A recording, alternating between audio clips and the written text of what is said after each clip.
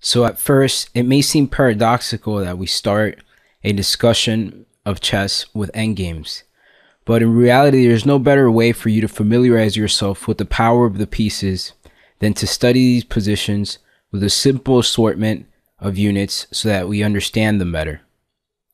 So in this section, we'll look at ways to mainly win the game, if indeed it could be won.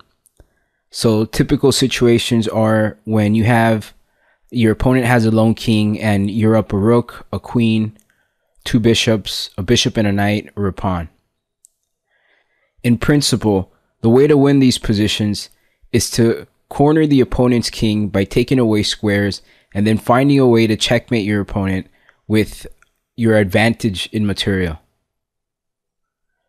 As you'll see, king and rook or king and queen are sufficient and the easiest pieces to force checkmate.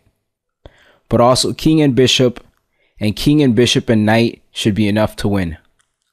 It should be mentioned that king plus two knights is not always a win for white.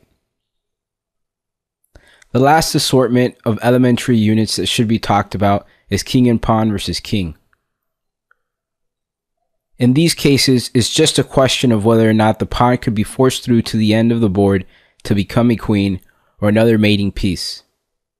As we can see, the play in such endgames can be very delicate and subtle.